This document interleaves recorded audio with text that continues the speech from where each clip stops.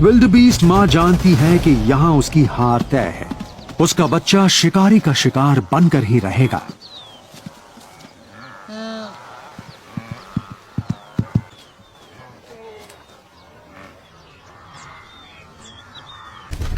लेकिन ये क्या, शेरनी ने तो उसका दम घोटा ही नहीं, नाक तक दांत कराए।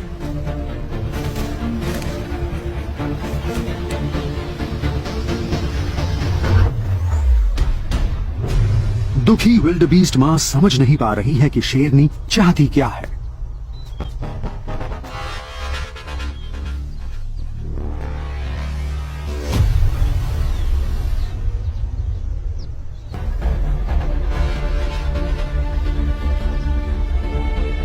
लगता है ये शेरनी भूखी नहीं है, फिर भी शिकार को देखा तो उसे पकड़े बिना नहीं रह पाई। इस वक्त ये बच्चा उसके लिए खाना कम, खिलौना ज्यादा बना हुआ है।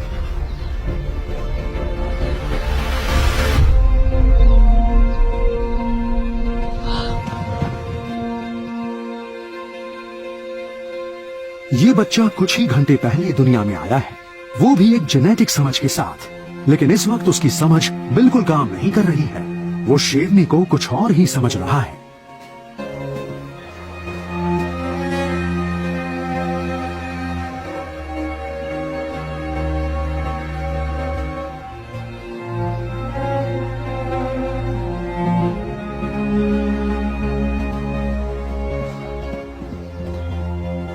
वो उसमें ममता का स्पर्श ढूंढ रहा है। उसे मां का दूध पीना है।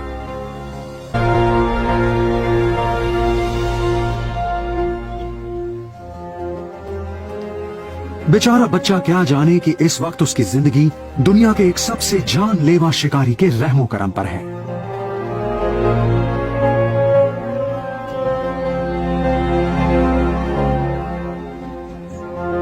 तब तो किस्मत ने वाकई इसका साथ दिया है। तभी किसी बात से शेरनी का ध्यान भटकता है। विल्डबीस्ट्स के झुंड में कुछ हलचल सी हुई है।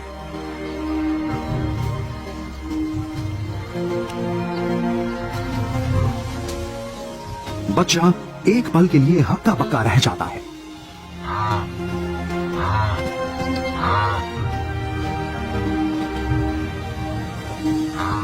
उसकी मां को अब भी उम्मीद है कि बच्चा शायद उसके पास पहुंच जाए।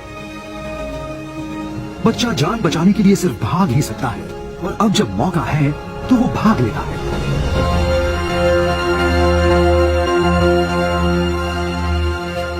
शिकार हाथ से निकल गया। ये एक दुर्लभ पुनर्मिलन है।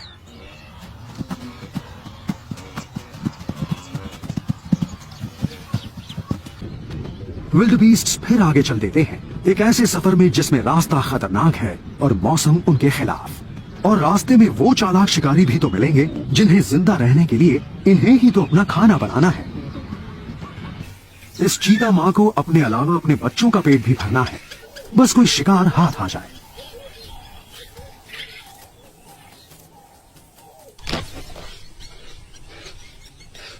ये लड़ते हुए ग्रैंड्स गजेल्स न तो बच्चे हैं न घायल हैं।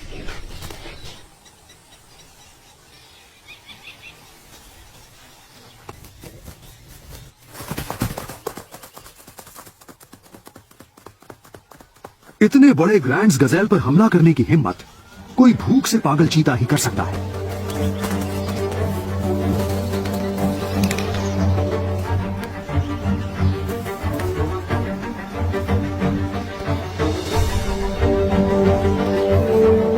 मां चीता के बड़े बच्चे भी शिकार में उसका साथ देते हैं, लेकिन इतने सारे शिकारियों से घिरने का मतलब ये नहीं है कि ये गजेल मारा ही जाएगा।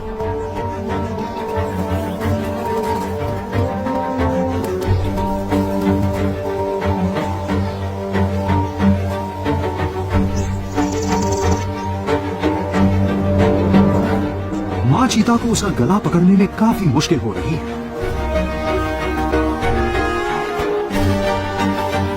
यहाँ सारा खेल इस बात का है कि दम किस में ज्यादा है, शिकार में या शिकारी में।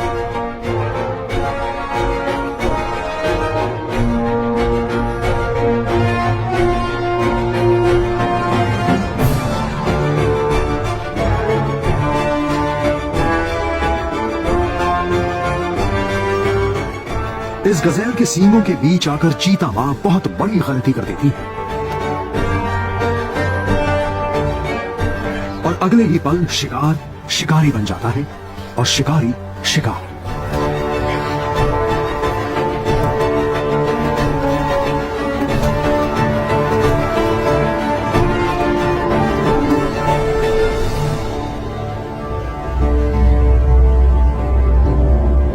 आज अपने सींगों के जोर पर इस गजेल ने एक पूरे चीता परिवार को मौत के मुंह में धकेल दिया है। उसके दिए जख्म की वजह से अब ये शिकार नहीं कर पाएगी।